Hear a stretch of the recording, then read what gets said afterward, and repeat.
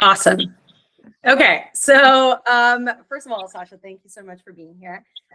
We met via LinkedIn last week, and this is because you're working on an amazing project and organization in Lebanon. You're working with in mental health, and I came across your profile, and I really wanted to get to know you a little bit better and understand the work that you're doing with Justice for Mental Health in Lebanon. So we're doing this also as a celebration of World Mental Health Day on Friday, the 10th of October. So there's a lot to talk about. So I'll let you talk more than me. So let's get started. Tell me a little bit more about yourself and about your professional journey and getting to where you are now. First of all, thank you so much, Yasmin. Thank you so much for having me, and thank you so much for really reaching out. It's very refreshing to meet a fellow Lebanese also working on mental health. Yeah. To tell you a bit more about myself, so I'm a lived experience advocate, and I also work in human rights. To me, it's basically the same thing, two sides of the same coin, because I think that mental health and human rights are basically really very much interlinked. But you have to state the two when you're introducing yourself. I am the co-founder and president of Justice for Mental Health, which is the first lived experience association in Lebanon and one of the very few in the region. I became a bit more engaged at the global level in advocacy related to mental health and lived experience very recently. And I'm very, very happy to be here. Thank you. Thank you so much. This is amazing. So one of the things that you just touched on is about your lived experience. So it's really interesting because when it comes to healthcare, I do think that a lot of what we do really is inspired by lived experience. Even, the work that I'm also doing in mental health really came from that. So what has that been like for you in Lebanon? What is it like to, I guess, from a personal experience to be somebody that has experience, or still lives with a mental health condition, and also from a professional perspective as well? Um, well, I have to say that there's a sentence that I like to state in many situations that to many it's just programs, agendas, strategies. To us, it's our lives, and this is what gives us this and gives me this big ownership over this type of work. There is something that no book or course or any type of certification can give you, that lived experience grants you. It's a type of insight, it's a type of experience, walking in the shoes of someone that has a mental health condition, myself, going through the psychiatric system in Lebanon, specifically in my case, really seeing the different positions you're put in, how certain practices um, are very painful and not just or not dignifying, but at the same time, how other things were very helpful and were very guiding. How the connection that you have with another person that has a different mental health condition is so strong. And it's not because you share symptoms, and it's not because you share the condition, it's because you've lived the same path. This is what made me discover this type of expertise that we call, lived experience. And this is what drove me to this type of work, because I believe that a work that is so centered around us and a work that is destined to serve us should involve us. And recently, I'm starting to realize, and I feel like there are a lot of realizations that I'm making as I'm moving forward in my journey, because this is very new in Lebanon, that involvement is not enough. This is not what we are supposed to push for. It's influence as well. So we started with, give us a seat at the table. And now we're noticing that a seat at the table is not enough at all. I mean, we're even questioning if this table is a place that wants us. We want influence. And basically, to me, all of this is very much related. It's super evident. Yet it's hard to explain to someone that doesn't speak this language or share this experience. Because if you don't have this experience, you don't know what it's like. And this Yeah. is why it's called expertise, because it holds so much. So 100%. And I think it's exactly that. It's really hard. I mean, I know that before I experienced, any mental health challenges, I didn't know much about it at all. I didn't. And I know the sentences that I've used before that a lot of people do use. And it's always the things that you believe are going to be encouraging. Oh, just get up. Oh, just try to get over it. And if I could, I would. If I could, I would. But it's really hard to put yourself in somebody's shoes when you believe that it's just about your will to do something, or and so yeah, I think, but that sort of feeds really well into what I wanted to ask you next, because obviously I'm based in London, and I've mostly only lived in the West. And we normally, the narratives that we hear about really are from the West, right? That's the impact that it has on social media. Those are the celebrities that we hear, talking about it and so on. Obviously in Lebanon, I'm sure that you're also, exposed to people that are not from the West. So thinking of Lebanon and the reality of Lebanon, what does that look like in terms of mental health and stigma and so on? Because one of the things that we spoke about recently, and I like to really touch on this, is when we think of the Middle East, we think of wars, right? And we know why we get that. But then I think that it then becomes a thing where mental health is limited to trauma, which is an extremely important thing to talk about. But we forget that there are other things happening in Lebanon, in the Middle East. So what does that look like for you? yeah, well, there's a very interesting sentence that I once heard by a professor, and as he was explaining, the global issues related to mental health, and he said all countries are developing countries when it comes to mental health. And I absolutely believe that, because we have the South and we have the West, and we have, the different ways that that countries are divided. But at the end of the day, mental health is something that is extremely challenging in different contexts. Um, so we don't even have like a country that has the perfect mental health system. Maybe we find cities in certain countries that have a good way of managing, that work well with individuals with psychosocial disabilities. But we don't have the perfect model anyway. And it's still something that we're working on at the global level. And we're all seeking, advancing. But in terms of Lebanon, you touched on something very important. And I think this is the case of many countries in my region, Amro, to be specific, not just, the Middle East. And it's the fact that the ongoing conflicts, really, like, it's trauma after trauma after trauma, which creates a huge need. And with the limited resources, with all the different crises, and in Lebanon, for example, so we had a big crisis where most of the recently graduated doctors left the country. So there's a big gap. And of course, this is one of the problems. But for me to say that, in terms of stigma and other issues, the situation is dire, this wouldn't be accurate. Again, I believe that every context holds its own issues. For us, of course, there's the issue of trauma, lack of resources, the ongoing conflicts. I don't think that it ever stopped in the past few years, at least. So if I were to talk about stigma, I think that we're in a good place. Things are evolving. Of course, I have to say that it's slow, and I have to say that destigmatizing mental health sometimes comes at a superficial layer, and I'll get to that later. But we're in a better place. I mean, there's the National Mental Health Program that was established in 2015, and ever since the past 10 years, they've been working so much on raising awareness at the national level. And we're starting to hear conversations about mental health. We're starting to see posters. We're starting to see posts, especially the young generation. You see them talking about mental health more.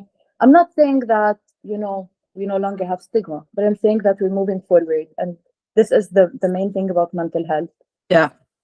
We were, all of us basically were in a bad spot, and we just need to see how to move forward. But when I say superficial, I mean by this term that destigmatizing mental health, the work that has been done, at least in my own context, has been really centered around the mental health conditions that are most common, or that are,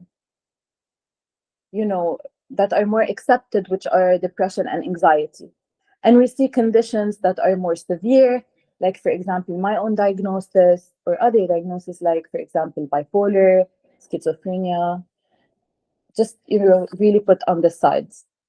So this layer, we haven't, I don't believe that we're there yet. I don't believe that we still have conversations about it, but I think, of course, that it's time. But, we're starting to move. That's in terms of stigma. If I were also to talk about the mental health field in general in Lebanon, so basically the mental health field in Lebanon, we have the National Mental Health Program, which is part of the Ministry of Public Health. And honestly, they've been doing an amazing job, and they've been doing amazing leadership at the national level. But also, it's really governed by nonprofit organizations and the private sector. So we don't really have this robust system that is funded by the state. I mean, like some other countries, this just doesn't exist. And of course, this creates issues, especially when we think about hospitalization and the costs, especially in a country like Lebanon and the economic collapse. So yeah, we have our issues, but I feel very positive whenever I see how the conversations are increasing. And of course, whenever I see that for the first time ever, the lived experience voice is starting to pave its way. We're definitely not completely satisfied with how or where we're placed, but we're there on the map. And again, it's not about achieving perfection. It's about, moving forward. So that's 100%. glimpse. I know, I love that. Thank you. And I think it is one of those things too where, because, and you touched on this, because there's so much going on in Lebanon and the region, and it has been the case for so many decades. I do think that also it's probably even harder to move away from stigma when there is that sense of, I've been through a war and I made it. Why would you not be able to get out of bed? Right. And so I think it's that added layer, because it's just that comparison that doesn't make sense, right? Because those are completely different contexts.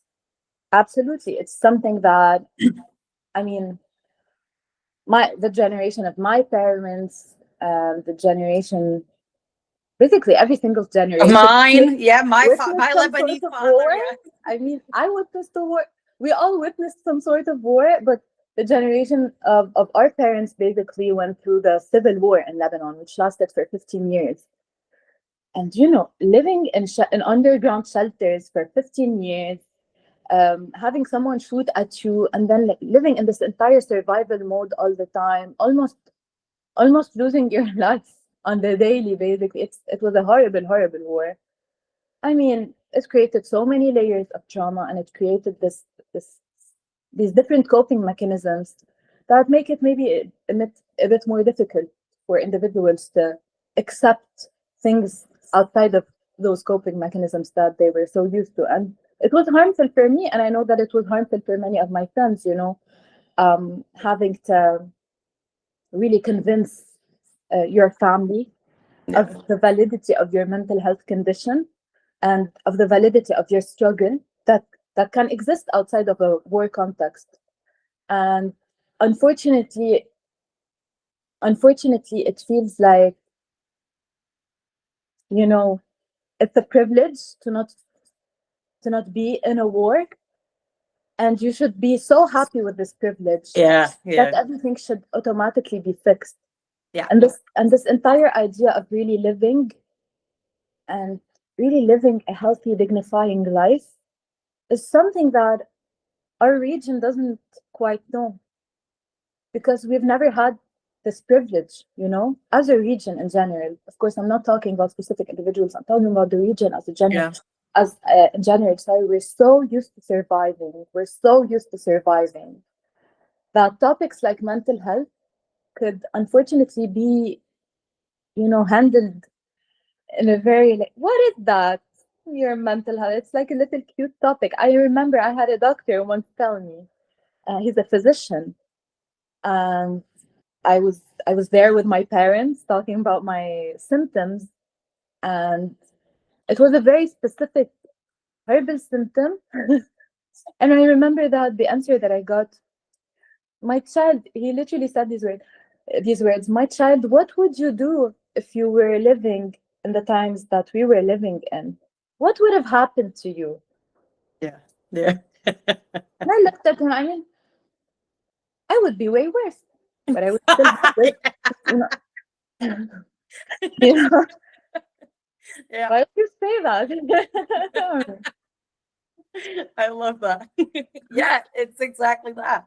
And I love that. And you would, and it's, you would, how can a healthcare professional say that, right? It's, and it makes the situation so much worse, because we know that stigma comes from everywhere, right? Every direction. But when you go into a hospital or a clinic or whatever, you would hope that that person in particular would be like, okay, this is what you're experiencing. Let's be objective about it. Let's treat it, right? Rather than sharing an unsolicited opinion. I mean, this physician specifically, I mean, I'm just proving the point by saying that he's an angel of a human. He's an angel of a human. I know him personally. He does lots of, charity work here and there.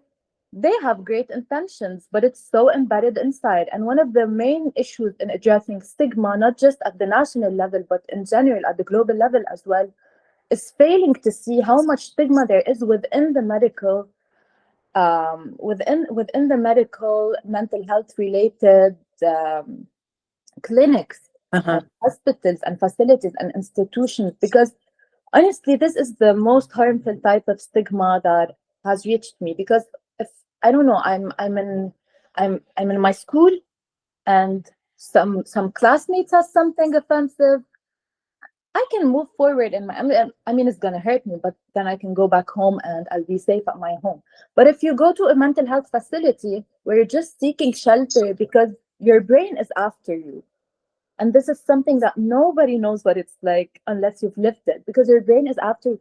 You feel unsafe, you're in pain, and you don't know what to do with yourself, and you go to the specific physician and you tell them, "Help me," and this physician presents any form of stigma. Yeah, of course. Of course. Yeah. I mean, And it kind of, yeah, it's heartbreaking, really, because a lot of people will probably not come back. yeah, yeah, That's this is the situation of so many, and this is why lived experience, having people with lived experience, participate at every single level, from planning, decision making, implementation, is so important, because there are things that you cannot see, that you cannot identify unless you've had this experience yourself. And it's not about, the technical things, it's about the all the other aspects of mental health that are not clinical and medical. 100%, 100%. One of the things that you touched on earlier, and I think it's a very interesting topic. It's because we're talking about professionals now. It's the brain drain in Lebanon, right? So a lot of people, professionals, leave for what we would say better opportunities or like better jobs and so on. So you, for example, you chose to stay. Yeah, you created your own organization and you chose to stay. Yeah. Which is Justice for Mental Health. That's the organization. Everyone should check it out. Tell me, what was that decision like? Did you ever feel like, okay, my background would allow me to work elsewhere in an organization that already exists and already does international work? Why stay in Lebanon? I'm not saying why as if it was a bad thing, but given the reality, why? Oh, wow. I have so many ways to answer this question. I'm going to start with the easiest. I'm a very stubborn girl. but really, I mean, it's the personal experience, because, and this is a bit emotional for me, but I feel like this is what drives my work. So my background is legal. I don't have a mental health related background. academically speaking. And as I was, you know,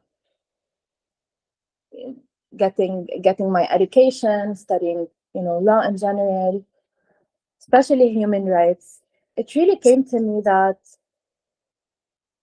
the link is there. We just have to make it happen, We just have to pull this rope and attach it there. And I was I was really suffering from my own personal symptoms, condition. And the suffering, of course, it was partially related to my symptoms, everything that you go through at the personal level, but it was mainly related to the poor mental health system that I was placed in. And to me, I believe that there is something that can be done. It's not one of those situations that, you suffered a lot and you can just accept it and, move forward with your life. At least this is not what I wanted to do. And I believe that there is something that can be done. Other individuals do not have to suffer like this. We have rights. We just need to, push for the right reform, for the right changes in order for us to access them. We're not asking for privileges. We're not asking for charity. We're just asking for quality services that are accessible, that that are not only limited to specific categories in terms of finances, geographic locations. We're talking about being treated with dignity in society. We're talking about legal capacity. These topics are so important and they are our rights. And this is why I decided that I cannot just leave things where they are. At least it does not align with my character. And maybe this is not the healthiest thing. Okay. This is a little thing that I'm talking to you. But part of my healing and recovery is really working on everything that caused me so much pain. This is part of it. This is what helps me. This is something that helps me, knowing that the future will not necessarily be like this. Maybe just a tiny bit better, but I think that that's enough for me. So yeah, I don't think that they need me outside. I'm needed here more than outside. I know the system here. Yeah. I really like my Zatar and my house and and the beach and the mountains of Lebanon. I'm fine. Fair enough. You were already complaining about how hot it was in Lebanon. Yes. No, I get that. I get that. I love the food here. Yes, that is true. That's true. There are many reasons to stay. That's fair enough. Yeah. Fair enough. So tell me a little bit more then about justice for mental health. Tell me about the origins and where you are with that, like the goals and what what you're trying to achieve with it. All right. So justice for mental health. We started by naming it a service user association. Now we're recently using the term lived experience. In Lebanon, we still don't have, a very well put out terminology for everything related to lived experience. We're still trying to sort it out, but for now it's lived experience. The idea originally originated in 2017. There were two brilliant activists in Lebanon that have lived experience themselves. And they were starting to see how such an organization, or what would it look like? How can we make it happen? And then we got some support from the National Mental Health Program and Moon for the registrations and establishment. And this is where I got involved. I got involved in 2020. And basically, we started all working together. Unfortunately, the registration process was very, very, very, difficult because of everything happening in the country. It took 3 years for us to get registered, which slowed the pace a bit down, but we got there. In 2023, we got registered. And we've been trying to really, ensure that we have the space to do the things that we want to do. And when I say the things that we want to do, it's mainly we start by representing and amplifying the voices of lived experience, presenting ourselves as experts in mental health, not just beneficiaries, not just random stakeholders. We're experts. We don't want to be at the center. We want to be at the forefront. We basically aim to enhance and improve the mental health systems. And we really believe that this can happen through focusing on not just providing mental health services, but also having a social structure that can really present the right conditions for individuals like us through accommodations, rehabilitation, rights, and really looking at mental health as something that expands beyond the clinics. Mm-hmm. Yeah. Mm-hmm. As you were talking about this, I remembered, so you started the organization with, is it 2 other people? So basically, originally it was 2 people, and then I joined, and then the group Okay. got bigger, and then it got, like a lot of things happen when you have a registration process of 3 years. And when you live in Lebanon, with everything happening, with the protests, Yeah, of the course. East blast, with the war, so many things keep changing. But we're still here. You're still there. You're still there. And as you were talking about it, that sort of something just popped into my head. We can't forget that the culture in Lebanon, for everyone who doesn't know, I'm half Lebanese, so I know a little bit more about than the average person in the West of Lebanon. But this is why I was so interested in talking to you, because the work that you do is amazing. And the reason I asked you why I stay in Lebanon is because I admire that so much. Because I know growing up with a man who was, in the war, who did flee Lebanon and so on. We know what stays. We know the trauma. We know, and we also know the macho culture in Lebanon. We know the men are never weak. The men are always providing for. The men are never going to be the ones that will talk about their feelings and that's not something that's only in Lebanon. That is definitely a problem across the board. Yeah. I'm in the UK, and that's a huge problem in the UK. So, and especially when it comes to showing that there are weaknesses within yourself, and it's not weakness in flaws, but things that you need support with, right? So, what does that look like in Lebanon? Mental health and men in Lebanon. I feel that mental health, it's not that I don't feel, I believe that mental health, it comes to you. So it's not that you just, especially when we're talking about lived experience, it's not that you're randomly sitting and then you just make this random realization. And I've seen examples in front of me. Yeah. When it happens to you, it happens to you.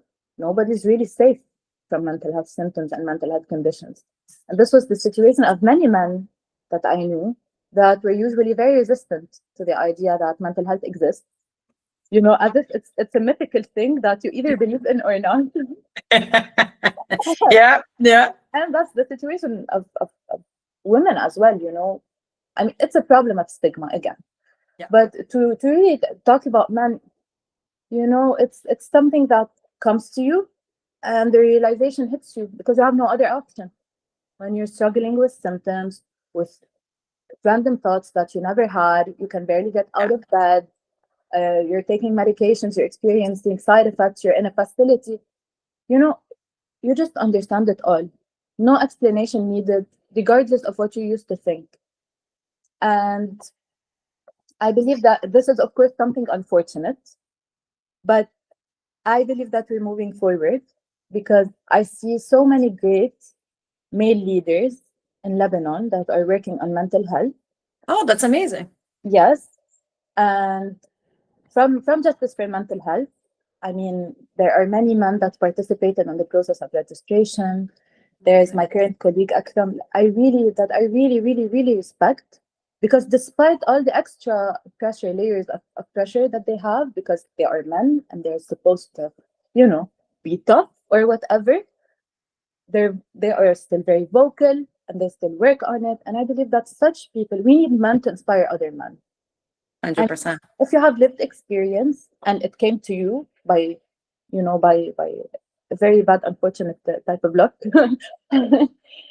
you have a voice, and your voice will make others more aware. Yeah, especially 100%. Men. I'm talking about men to men. Yeah, absolutely. I only have a couple more questions. Don't worry, but it's such an amazing I'm work. so happy. Uh,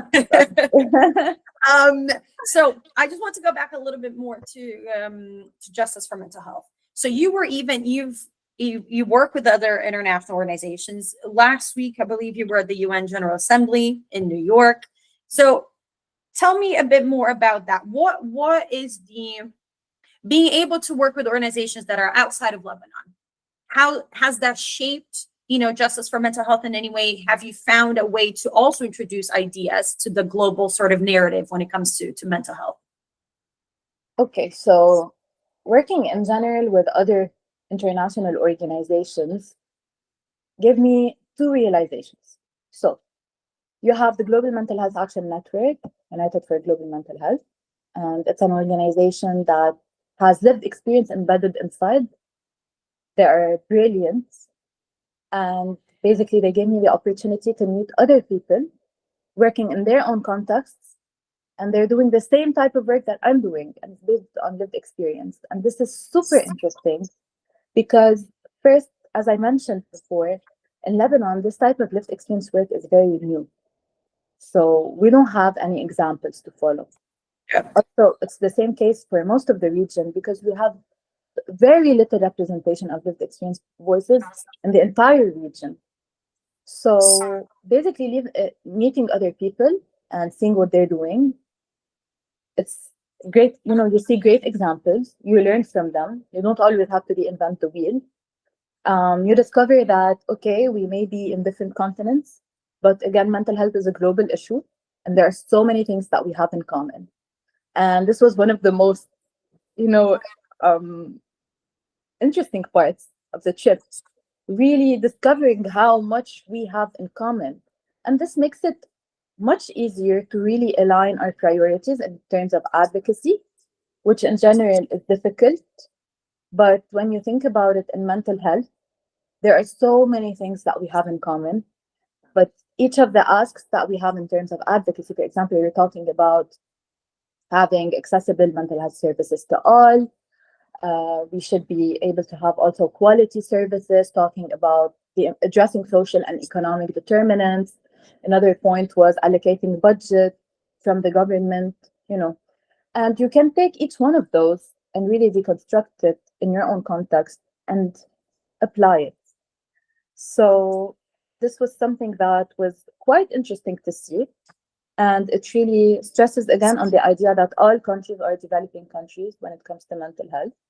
I do really like that, actually. Yeah, that's a Yes. very good way of putting it. And what's really interesting also is seeing that the countries that we know as developed have the same issues that we have at this level.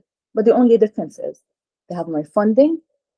And another difference is I see that there are more spaces for voices, for free lived experience voices, and more opportunities for them. But we're really all in the same hole and really need to work together. And that was one of the main things that I really learned from this trip. So this is in terms of collaboration with organizations or networks like Global Mental Health Action Network. Now, in terms of other organizations that we've worked with that are international, again, it's always very interesting and it's always very, very helpful. But sometimes collaboration with such organizations makes us see that organizations of this size, up until this day, do not incorporate lived experience and do not really understand what the role of lived experience is, and do not really, share the same importance that we give for quality, dignifying, including voices. And this is something that made us discover a different type of stigma, which is the stigma at the professional level. So it's the stigma at the professional level. When you're someone with lived experience, we call ourselves experts by experience. But not all experts in mental health think we're experts. And this is another level of stigma that we encounter and professional places. And I'm mentioning here international organizations because international organizations, we expect them to lead, to be there, especially in Lebanon, again, because this entire field is governed by nonprofits, and you have the local ones and the international ones. But that's not the reality, and that's another level that we have to, really work on, and for our proper perception as experts as well, and our incorporation and the design and implementation of all services that are aimed at us. 100%. And I think it's a really important thing in the sense that, because you touched on people not knowing what lived experiences, and I think that that's reality across the board when it comes to healthcare. And I think, and a lot of healthcare systems are turning more to, let's include people who've gone through this themselves or are going through it. And I think it's important that, as a reminder, it's like having lived experience doesn't mean that we're going to go out there and diagnose anyone. We're not going to go out there and tell you what you should be doing, or which is sometimes I find, but that's for a different interview. I find that a problem when it comes to some, celebrities or people that have a big platform and the way they talk about it, right? So there has to be that line where it's like, I can share my experience to help you build around that so that you know what it's like to have it, right? Because you might not consider something because you've never been there, right? But and it's a very different story when you go online and you share your experience, but as a way of, that make people think, oh, this is exactly what I'm experiencing. And it's like, well, context is important. A 2-minute video is not going to tell you what you're experiencing. But it's harmful. It's absolutely harmful, because sharing your experience is a way to make is one of the ways that to help others find another one maybe in this world that shares the same, to identify with someone, to learn from others. But we should never confuse, and this is something that's very important. We are experts by experience. You are an expert in your own field. You are a psychiatrist, you are a psychologist, you are a counselor, and we all complete each other, and we're all very much necessary to create a healthy mental health system that can really, provide what is needed to individuals that have these needs. But really, I feel like those are things that are not really only limited to individuals with lived experience. I feel like we see these things all the time. It's part of the misuse of digital communications and social media in general. But yeah, of course, to each their own function. 100%. You got to know. It's what I always say. You got to know where your expertise starts and where it ends. And you can't get those blurred. But my final question for you, which is it feeds into what you were saying earlier about the assembly that and the event that you went to last week. Looking at the different things that were shared about mental health care across the globe, what do you, from your experience working with Justice for Mental Health, your own experience as somebody who lives with bipolar and so on, what do you see as the biggest challenge for us to achieve a point where access to mental health care, and I'm not even saying access in terms of geographically, but I mean even bringing people to a point where they can and want to receive mental health care? What do you think is the biggest challenge there today? Biggest challenge, you mean at the national or global level? Because I feel like this is a very difficult. Both. Okay, which one is easiest for you to answer? Let's go with the easiest to answer.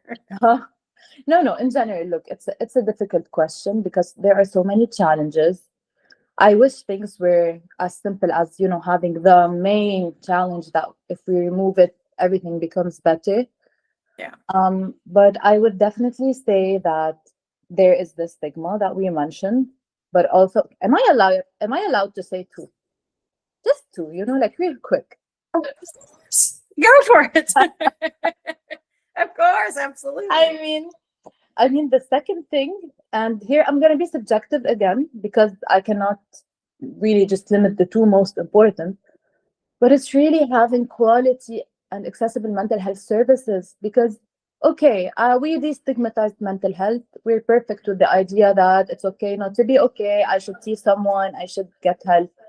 I mean, what do I do next if there are Yeah, no services that I can access? But what do I do if I can access the service? I go there and then I get a type of treatment that is so undignifying that makes me want to run away from it and 100%. never come back. And maybe, and this is very harmful because from many scenarios around me and people that I know, a lot of people, they seek mental health services when they start experiencing distress. They face, you know, lack of justice. They face a professional that does not really respect their rights or dignity, and then they run away from the clinic and they seek what they know, which is often alcohol, drugs, isolation, things that are very harmful. And I say something and it sounds a bit dramatic, but I really believe in it. Poor mental health systems can kill. They are fatal. And I've seen examples, unfortunately, that I wish I would have never seen. And yeah, guys really need to do more. We need to 100%. do more. Listen to us a bit, Yeah. respect our rights. 100%. And it goes so beyond the individual level, right? I think, if you are experiencing mental health issues, challenges, people use different words, but it has an impact on your family, on your friends, on the Or people around you at work, even on a national level, the economy. And because unfortunately for a lot of times, until it hits someone's pocket, it doesn't become a priority, right? And then when you actually look at numbers and you see how many hours are lost every year to mental health and to mental ill health, not even mental health, obviously, but it's a big thing. And yeah, prevention is never at the center of anything. Teaching people how to look after themselves or address issues that even now, for example, it's wintertime, right? A lot of people don't know that winter can impact their mental health, or a lot of people would think that it's a silly thing, and it's not. It's a real thing. And supporting people throughout this and teaching people how they can manage it before anything gets worse or before anything happens is key, right? But and it's what you said, until we talk about it, absolutely. so yeah. And I think, and again, Absolutely. I really, really want to talk to you, because I think justice for mental health is amazing. I think the work that you're Thank doing is amazing.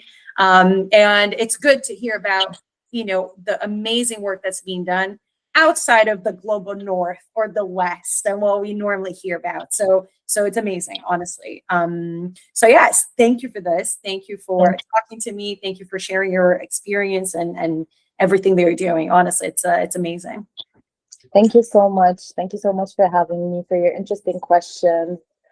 Um, this was this was fun. Like I like to talk about this topic so much. I feel like I feel like it's good. I let out some here in a good place, and that I Yeah. can go and keep talking about this to my friends. So thank you for this favor, and we're waiting for you here in Lebanon. Whenever you want to come, Yes. I'll give you the best food in the country. Sounds good. Sounds good. Thank you so much, Sasha. Thank you. Thank you. Have a good one. Bye. Bye bye.